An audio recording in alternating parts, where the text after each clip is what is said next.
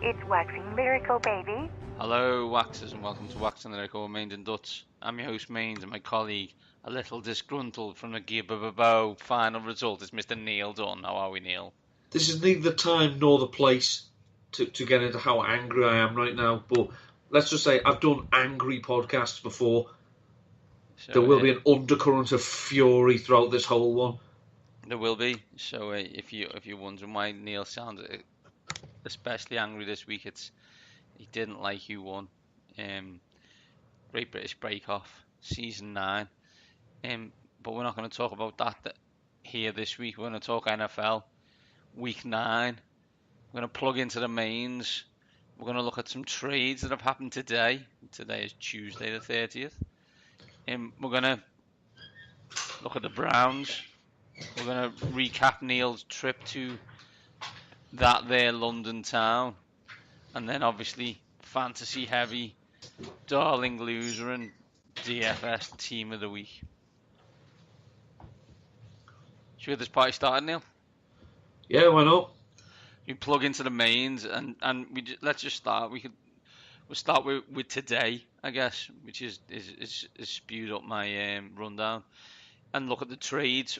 I guess 5 major trades happened today, which for the NFL is very new. As they would say in the trade, this is not your father's NFL. Trades are happening.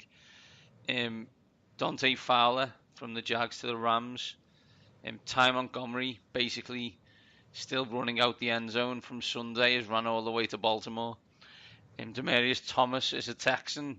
And then, of special interest to me and Neil, Golden Tate to the Eagles and Clinton Dix to the Skins. Neil, from a fancy point of view, I assume Golden Tate to the Eagles is the major trade so far.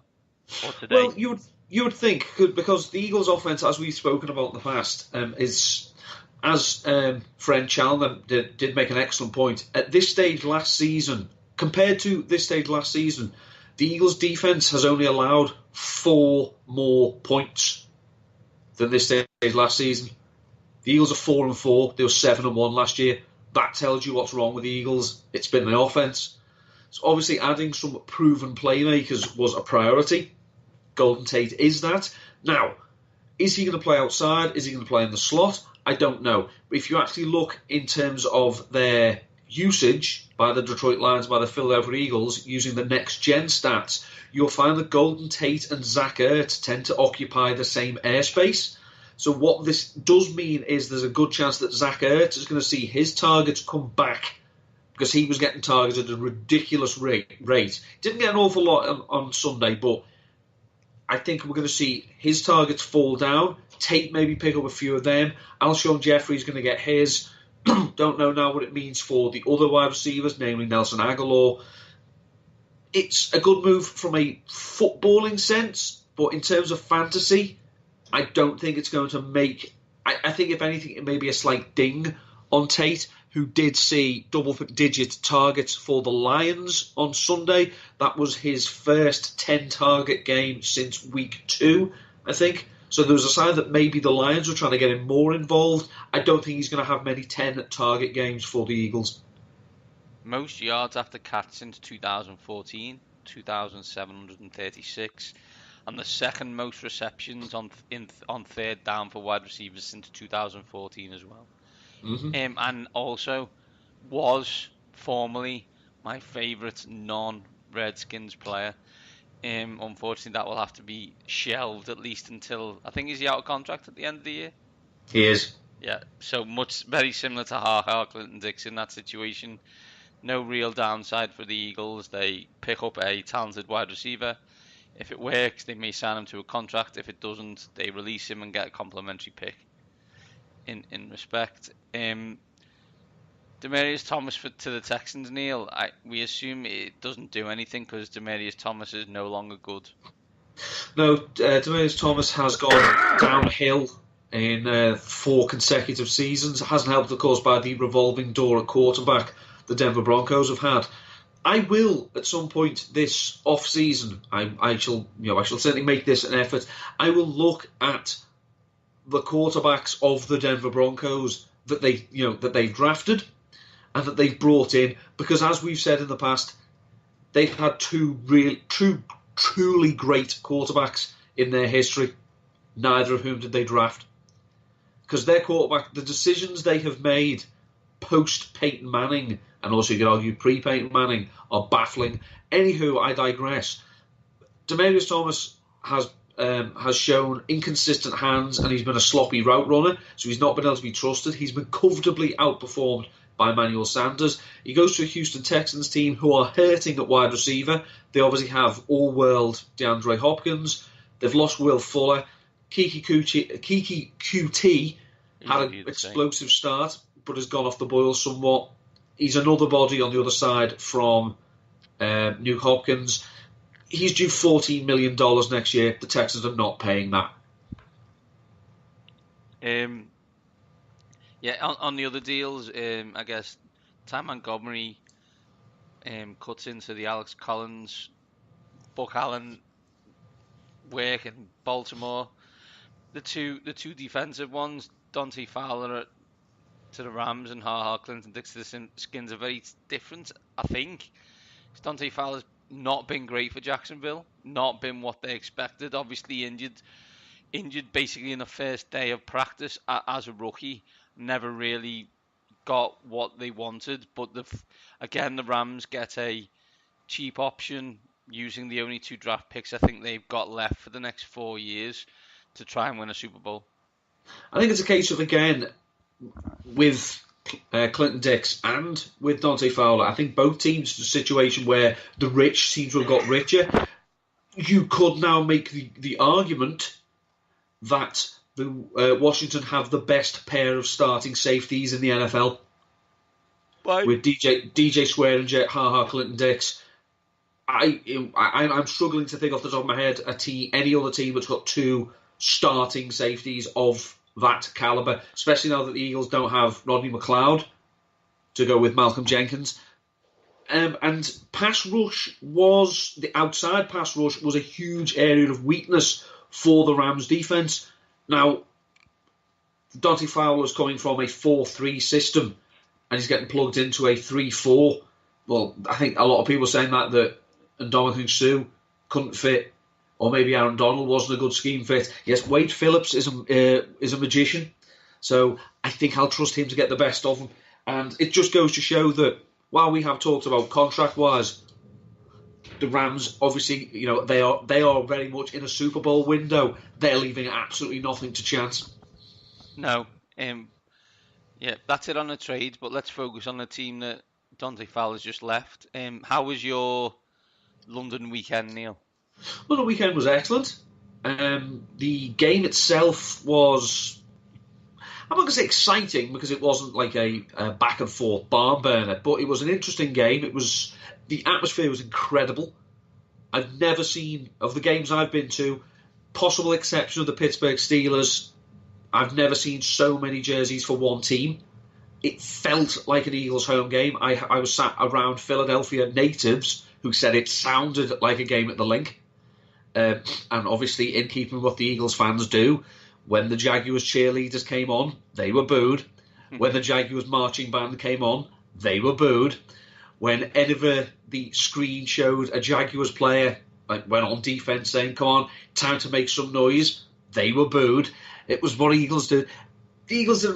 The experience was fantastic. I say it crossed a huge check off my bucket list. I've seen the Eagles play. I've seen the Eagles win. First half, Carson Wentz looked distinctly ordinary. Second half, he played a lot better, and you had the sense that he and the Eagles offense had another gear they could go into. Whereas the Jags looked like, we're not built for this. We need to hope the Eagles make a mistake. And at one point, it looked like they had with the fumble. Then it was thinking, oh, the Eagles have got 24 points. This'll do. No, it won't. We continue to have this discussion. 24 points. The NFC East needs to turn the fax machine off and read the emails. 24 points is not enough. But on a whole, it was a fantastic experience. It was a great day. Met some great people at Gridiron, the Gridiron Party afterwards, and got recognised by my name. So, can't argue with that. Can't argue with that, Neil. On the game itself and on your team, was that a get-right game for the Eagles, and do you see them back and challenging in the playoffs based on what you saw? Well, it's 4-4 now after 8 games. Eagles, 5 of their next 8 are NFC East games. So obviously you'd expect them to beat the New York Giants, who are that bad they can't even beat police officers in their car. Really? The Dallas Cowboys are misfiring, and they are the ultimate daisies. Some days they do, some days they don't. It's just now a question of when they play Washington, can Philadelphia get Washington to play a game they don't want to play? I.e., we're going to score more than 20 points in this one. Can you keep up? Absolutely. I mean, the Giants are not short of a disgrace. Don't get me wrong; they're excellent at scoring touchdowns with less than 30 seconds left on the clock. Bravo, everyone. But, Eli Manning was sacked 7 times, intercepted twice. And looked terrible. And actually looked worse than those numbers suggest. OBJ caught 2 of the best passes I've ever seen, and that accounted for about 80 yards of Eli Manning's numbers. Do you know what I mean? It's disgusting. And, Saquon Barkley got 27 yards on, it just doesn't work. And the Cowboys, as you said, it depends who they are, but I just see Philadelphia being better than them. I still think Philadelphia are the favourites to win the division. In the DFS, I'll kind of explain why. But we can probably get onto it now, because I guess my other plugged into the mains on this is were we on the start of the season, were we wrong on the Seahawks and Washington based on where we are in after week 8? Well, you'd have to look at it and say, yes, we were wrong. But ultimately, I still don't think the Seattle defense is as good as all that. And eventually, I think they're going to come to a point where they're going to have to say at some point, I firmly believe, no, Russell, we can't just throw it 17 times. It's 2018. He's being ridiculously efficient. Unfortunately, they're going back to what they were doing with Russell Wilson in 2012, 13 and 14, which is what fantasy owners don't want to see. They want this team with its crappy offense, its poor offensive line, and its defense that can't do anything. They want Russell Wilson throwing the ball 40, 50 times a game and rushing for another 60, 70 yards. Schottenheimer, you're a killer of joy. How dare you get this offensive line looking efficient? How dare you pound the run successfully? You're a killer of hope, sir. Washington, I say, are just... I don't know whether this has been...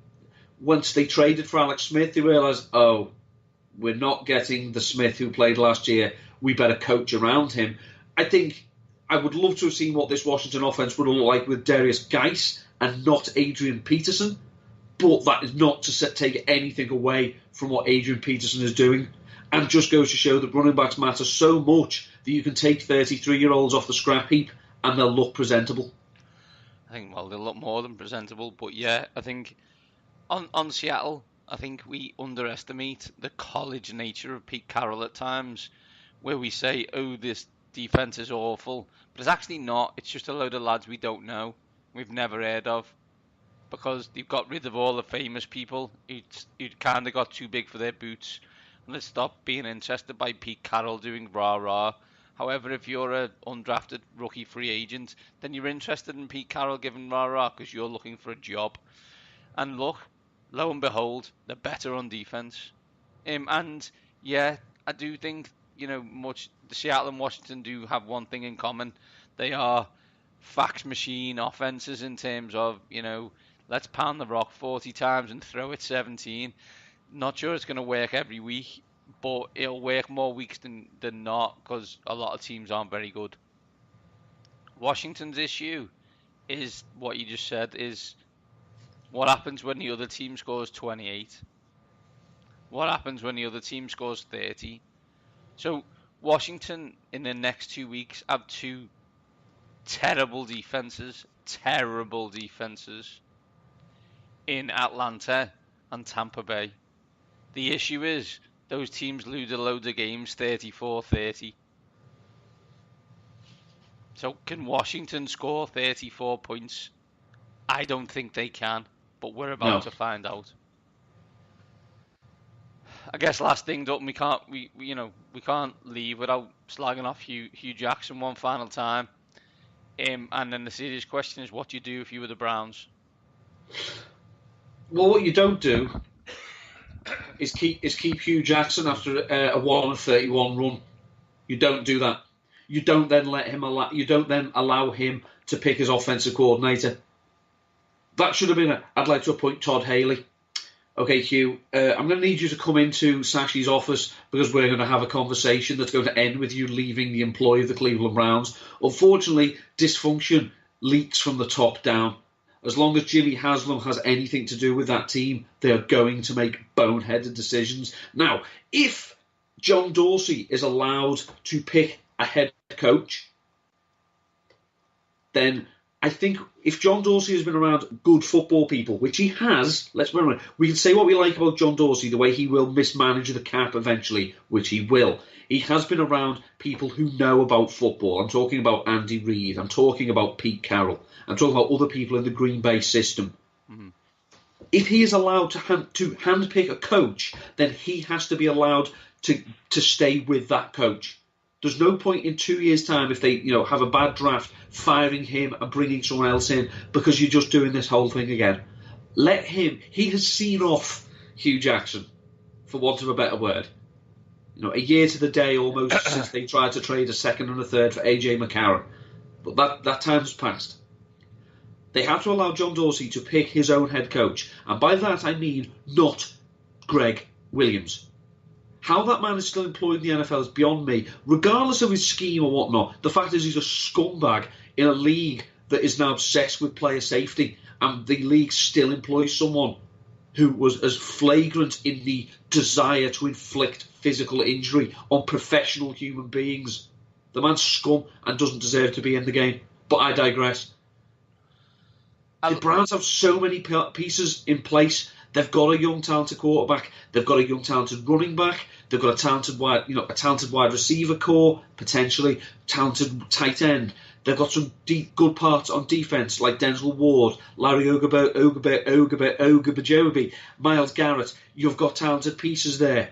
You have to build on it with a strong front office and coaching staff. That does not include Greg Williams. I mean, I think, I agree with you on Greg Williams 100%, by the way, but there's absolutely no way, even if they won every single game between now and the end of the season, he will be head coach next year. It just wouldn't happen. Good. I look and think, we can slag Hugh off, and I think we should. I will. And we will, yeah, but that's a lot of, there's a lot of people we can slag off now. A multitude of coaches, a multitude of front office people who have been successful in other places or other careers, but it's weird they've always been crap in Cleveland. Weird. So I think you're right. What John Dorsey needs to be able to do is what Sashi Brown couldn't do, what Mike Lombardi couldn't do, what other people couldn't do, which is get Jimmy Haslam out of their face and say, leave me to this. This is not your job. Yeah, grown-ups are talking.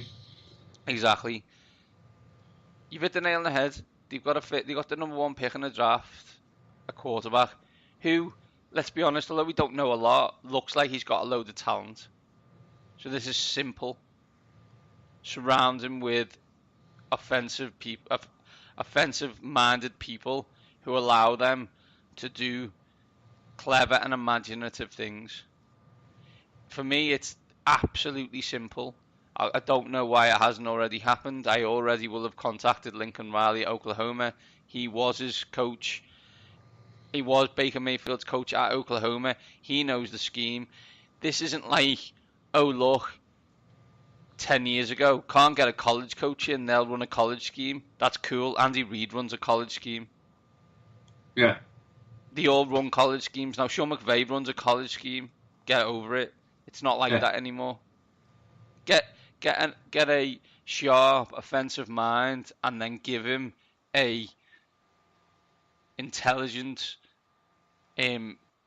level-headed defensive coordinator who he may not have worked with in the past, but understands NFL defenses to a modicum decent level, i.e., Sean McVay has Wade Phillips. Yeah, so Sean McVay doesn't have to worry about the defense. It's nothing to do with him. Doug Peterson has Jim Schwartz. Yeah. Do you know what I mean? They don't have to worry about defense. It's the classic that you always say about Joe Gibbs first time around. Get me the ball back. Yeah, That's your only job. That was Joe Gibbs's call to Richie Pettibone every single time. He had absolutely zero to do with the defense. Admitted to it openly, and his only comments to Pettibone were, "Get me the ball back." That's all you should be interested in. So I hope the Browns do something sensible and think slightly out of the box. What I mean, like, don't rehash someone who's already been an NFL head coach before. It won't work. You need to have a new mind with new thoughts and new ideas, and then you need to give them time. Yeah. That's it for the news of the week. So let's get on to the fantasy. As always, we talk DFS and standards. And first of all, we look at individual players and whether they are good this week or bad. Fancy darling and fancy loser. First of all, Neil's going to tell you who the fancy darling is this week. Hello, darling. Well, in one of the other high-profile job losses from Week 8, Jameis Winston is out. The king is dead. Long live the king again. Ryan Fitzpatrick is back at quarterback. Now, we've seen this cycle before. Fitzpatrick comes in, is very good. He goes out. The other guy bombs. Fitzpatrick comes back in. Fitzpatrick isn't quite as good again. However, one thing that did happen the first few weeks, the offense hummed. And it was all the right people who were humming on this offense. The people that people have tied their wagons to. The Mike Evans, Deshaun Jackson, and O.J. Howard. Now, O.J. Howard, in weeks 1 to 3, had 11 receptions for 222 yards and a touchdown, while Ryan Fitzpatrick was running the offense. The Tampa Bay offense, as we said, is very good. The defense is terrible. They have to score points. They're playing the Carolina Panthers this week. The Panthers have been ridiculously generous to tight ends this season. They've allowed at least 67 yards and a touchdown to a tight end in 5 of their 7 games this season, including each of their last 3. So I think, for that reason, and the fact that Fitzpatrick has shown, even though Cameron Brate went to Harvard, Fitzpatrick is not interested in that connection. He wants to give the ball to O.J. Howard if he can't get it to Mike Evans. So I think O.J. Howard is my fancy darling this week as one of the tight ends I want in my lineup. Absolutely. I think I sent to you, Neil, on the Jameis Winston Ryan Fitzpatrick thing that in his last 5 games, Jameis Winston has thrown 14 interceptions. The last player to do that over 5 game span was Ryan Fitzpatrick. To be the best, you've got to learn from the best. Exactly. We all love Fitzmagic, and it's fun, but he giveth, and sometimes he taketh away. That's the darling, though. But obviously, there's always a yang to that yin. So Neil, who is the loser this week?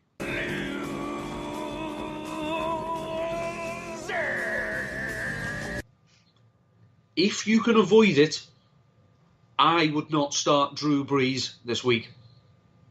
Now, that may sound stupid because he's Drew Brees. At the start of the season, he was playing the Drew Brees that we wanted back, the gunslinger. He keeps throwing the ball. They're not running very much. They're passing. He's putting up the numbers. That's lovely. It's not happening anymore. Drew Brees has failed to top 16.8 points in 3 of his last 4 games. The Saints are playing the Rams, which looks, on paper, could be a bit of a shootout. But the Rams have allowed the 3rd fewest fantasy points to quarterbacks in 2018. And their opponents have been held to 286 yards or less in 3 of their last 4. We've seen what the Saints want to do. They want to try and feature the running game. It's what worked for them last season. So they want to go with Ingram and Kamara and let Breeze be managed, as it were. That's a lovely idea in real life, does nothing for them in fantasy. So if you can get away with not doing it, do not start Drew Brees in week 9. I think it was 26 rushes, was it last week? 13 each for Ingram and Ingram and Kamara. So yeah, and also Breeze's lack of production helped me win in our league of record. Fantastic news for me. That's it from a darling and loser point of view. So let's focus on DFS now and give everybody our daily fantasy teams of the week. Mainz and Dutts. Daily Fantasy Team of the Week. Show me the money. Show me the money indeed, Neil. Last week, I won, but had 0 points from David and Njoku. Yeah, that's why I told Haley he's 0.0. Unbelievable. So anyway, this week, normal fare, 50,000 on DraftKings, quarterback, 2 running backs, 3 wide receivers, a tight end, a flex, defense and special teams. Neil, who's your quarterback this week? My quarterback this week, 6,600, Cam Newton. Tampa Bay Buccaneers against the Carolina Panthers. Cam Newton has multiple touchdown passes in each of his last 6 games. He has 2 games this season with 2 passing touchdowns and at least 1 rushing touchdown. He has 21 such games in his NFL career. 4 of those games have come against Tampa Bay. Tampa Bay are an absolute sieve, it'd be polite, to quarterbacks this season, but they've allowed 3 touchdown passes or more in 4 of their 7 games this season, and multiple touchdowns in their last 5. They are yet to allow a quarterback rushing touchdown, though. That ends on Sunday. My quarterback, 6,600, scored 24 points plus in his last 3 weeks in DFS. That's right. Mr. Cam Newton. People always thought, like fancy and in real life, if Cam Newton got like a passing percentage over 60%, teams would be in trouble. It's nearly 70 people, and he's still running loads. So remember that division preview we did when we were like, Cam Newton and Norv Turner, that won't work. It's working. It's working. Neil, who's your running back one? My running back one, playing one of the most porous run defenses in the NFL, $6,000, Mr. Adrian Peterson. As we say, the Falcons are allowing 32.1 points per game to backfields. They haven't actually allowed 100 yards rushing to running backs since week 5, and that was the only time they've done it all season. However, they have allowed 2 rushing touchdowns in 3 of their 7 games. I generally don't like picking 2 down running backs, despite the fact that Adrian Peterson has caught a few passes this season, and I think he's got a couple of touchdowns as well. I think ultimately last week, yeah. I think ultimately the Falcons' run defense is that poor, and we've seen what the script is for how Washington want to win. I am comfortable with Peterson this week, and also with my second running back, but we'll come to him in a minute. My only fear with Peterson is if quite easily, because it could quite easily happen, Washington go 3 and out,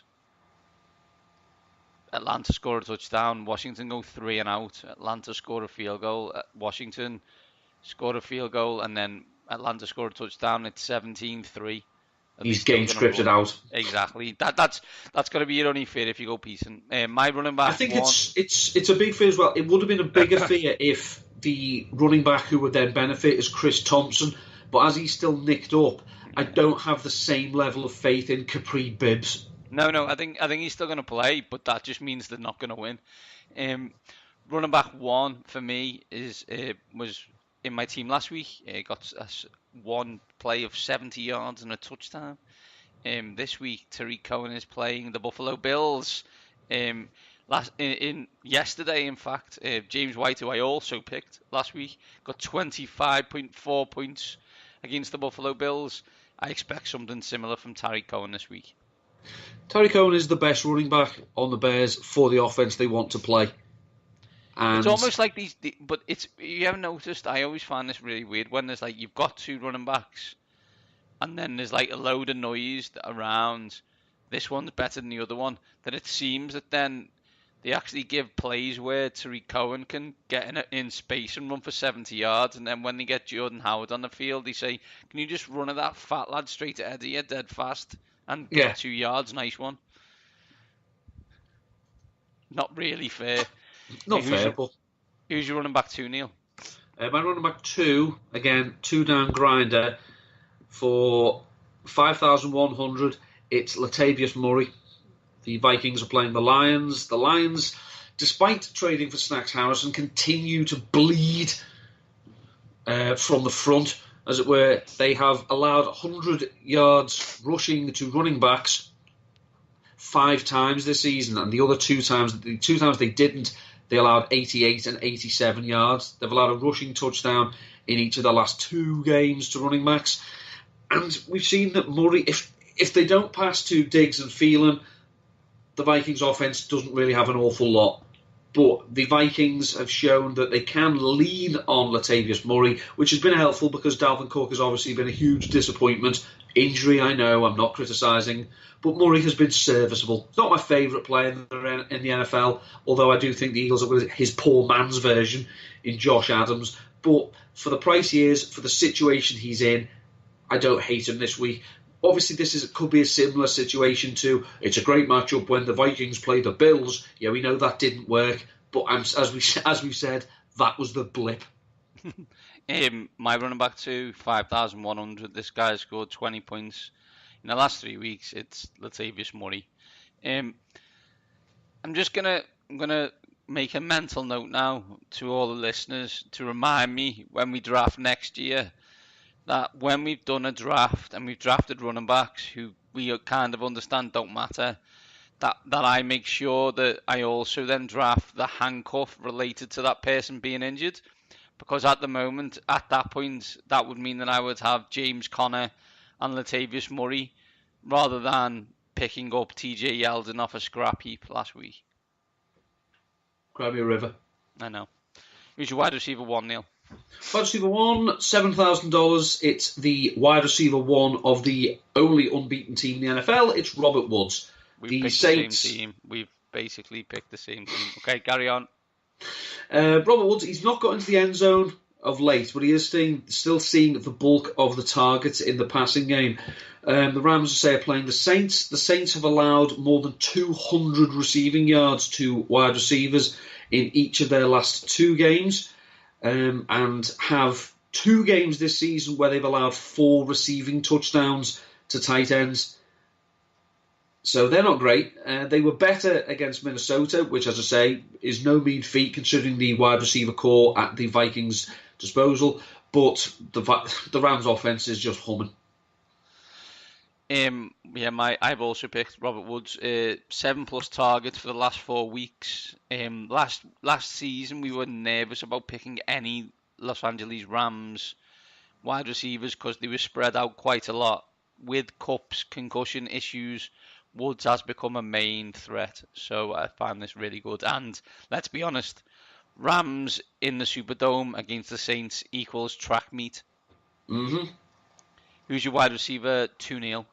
Wide receiver 2 is Devin Funchess. He was very quiet last week. He's 5,600. Panthers are playing the Tampa Bay Buccaneers. As we say, the Buccaneers are an absolute train wreck on defense. They've allowed 20 passing touchdowns this season and have 1 interception. They've allowed 13 of those receiving touchdowns to come from wide receivers.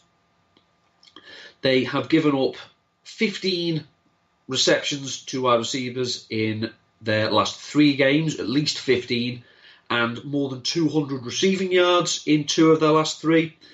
And they've allowed, how many have we got here? Blimey. 4. They've allowed 8 of those receiving touchdowns they've allowed have come in their last 4 games. So Devin Funchess is not a high volume play, but if we anticipate, like I do, that Cam Newton is going to pass for 2 touchdowns and throw for 1, I don't think it's a unreasonable shout to expect one of those to go to Devin Funchess. My wide receiver 2, 5,600, my handcuff to Cam Newton, it's Devin Funchess. Again, another game that's probably going to be a track meet, right?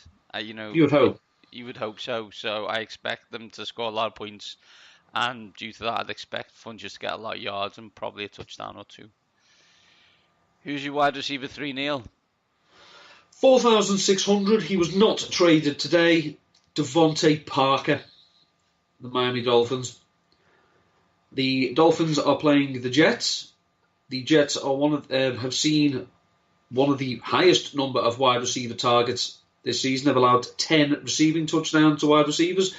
And in fact, the Eagles, the Jets have allowed at least one wide receiver touchdown in their last 5 games. And they have not allowed less than 29 fantasy points to wide receivers since week 2. Of course, the last time they did that was against the Miami Dolphins. But Devontae Parker actually didn't look terrible against the Houston Texans. Obviously, anyone can look good when they're being quarterbacked by Brock Osweiler. He just makes it that easy. But I think they are short of firepower. And if Devontae Parker somehow, I don't know, has had the rocket put up his backside and is now actually going to start playing like the wide receiver one he should be, well, then technically, maybe in a few weeks he won't be this cheap. But ultimately, he's I want to spend money elsewhere, he'll do option this week. My wide receiver 3 is actually not the same as yours, which is good because this was about to become boring. You should always take a chance and grab onto the coattails of Fitzmagic. $5,000 still on the Tampa Bay Buccaneers. It's Deshaun Jackson, who I think will probably be, him and Evans will be major beneficiaries of the Fitzmagic start again. So yeah, 5,000. I give you Deshaun Jackson. Who's your tight end, Neil? My tight end is Travis Kelce, 6,600. The Chiefs are playing the Browns. Now, Cleveland historically have been very, very welcoming to tight ends over the years. But this year, on paper, they have not. They've not been gashed by tight ends at all. Now let's have a look and see the tight ends they've played, shall we? Ben Watson of the New Orleans Saints. Chris Herndon, Jordan Leggett, Eric Tomlinson, Neil Sterling of the New York Jets. Jared Cook of the Raiders. Against the Raiders, the Raiders tight ends had 11 receptions, 133 yards and 2 touchdowns. Baltimore have 5 tight ends, can't decide on one of them. Chargers, the rotting corpse of Antonio Gates and Virgil Green. Excuse me. Tampa Bay, O.J. Howard and Cameron Brate, 12 receptions for 111 yards. Good tight ends are making plays against the Browns. They just haven't played an awful lot of them. Travis Kelce is still an absolute freak. He is, you could argue now, with the struggles of Rob Gronkowski, Kelce is the best tight end in football. Maybe you could say Zach Ertz, but let's be honest, Kelce is more of a tight end than Ertz. Ertz is still just a big receiver. And I don't think it's a terrible shout for 6,600 in what an offense. Tyreek Hill may not play, so we'll see. Obviously, that's an uptick in targets for Sammy Watkins, but maybe Travis Kelce will get more than his usual high volume as well. My tight end, 4,700, continuing my beat up on the Tampa Bay Buccaneers this week is Greg Olsen. Although Greg Olsen, he's been on my fantasy team many years. He was on it this year, then obviously due to injury, but he's back, looked fit, I thought, last week. So yeah, 4,700, Greg Olsen. Does have a touchdown in each of his last 2 games. And also, as well, encouragingly, for the dumpster fire that is the tight end position, there were 17 tight end receiving touchdowns in week 8. That's the most of any week in 2018 season. Nice. Who's the flex, Neil? We've been waiting for him. It's O.J. Howard, 4,300, Tampa Bay v Carolina. I love it. I was going to say I was about to question your tight end. My flex is, you can call it what you wish, but Atlanta will score points this week, and they need a wide receiver to get in the end zone. At the moment, that wide receiver is categorically not Julio Jones. Therefore, 5,700. I give you Calvin Ridley. Could you not afford the actual second choice wide receiver in Atlanta? Mohamed Sanu. Yeah. I've gone for as Calvin opposed Ridley to this week. Yeah, as opposed to the one who plays, 50% of their snaps. We'll find out. We'll find out. I have been wrong about Ridley in the past. Put it this way. If we go back through the 7 weeks, I've consistently picked either Sanu or Ridley and consistently been right. So I'm interested in you shutting up because my voice is about to go. So let's find out who your defending special teams is. Well, if we're not on the same page with this one, then again, we're failing in our duty. Ladies and gentlemen, we give to you the Chicago Bears. Especially if it was good enough that it was going to be the Bears against Derek Anderson, but then the announcement, Derek Anderson's got a concussion, so it will be Nathan Peterman. As I tweeted out, 100% approximately of all DFS teams this week will have the Chicago Bears in it. Serious question. 100%. Serious question, Neil. Will it be...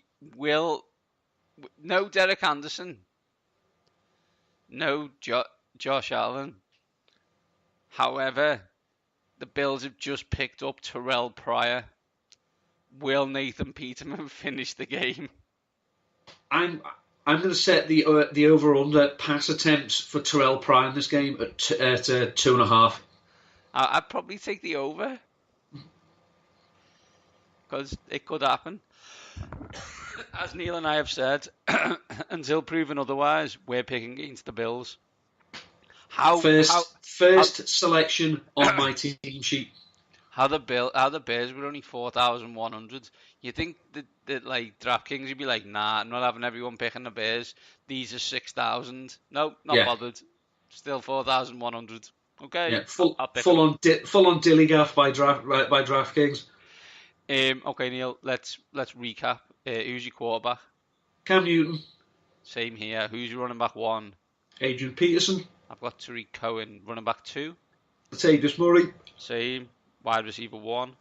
Bobby Woods. Same. Wide receiver 2. Devin Funchess. Same. Wide receiver 3. Devontae Parker. I've got Deshaun Jackson, tight end. Travis Kelce. I've got Greg Olsen, flex. OJ Howard. I've got Calvin Ridley and defensive special teams. The monsters of the Midway Chicago Bears. That Bears. Neil, that's it this week. But where can people read and listen to you for the rest of the week? Well, the rest of the week, you can follow me on Twitter at ndutton13. My wide receiver usage report is out on RotoViz that looks at the wide receivers who saw at least 10 targets last week, gives you a little bit of context behind their numbers, what they've done with their numbers so far this season, and if there's anything maybe you could look for them going forward. Game level similarity projections for quarterback and tight ends are out soon. My weekly stat article is out for Numberfire, and hopefully again I shall return to your airwaves at 5:30ish on Sunday to talk with Nat and Iron Mike Carlson on TalkSport 2. I am at Mainz7. Combined, we are at waxing_lyrical. I would do a load of spiel, but my voice is about to go. So I'm just going to say... Which we're all eternally grateful. Including my wife. These top guys are out.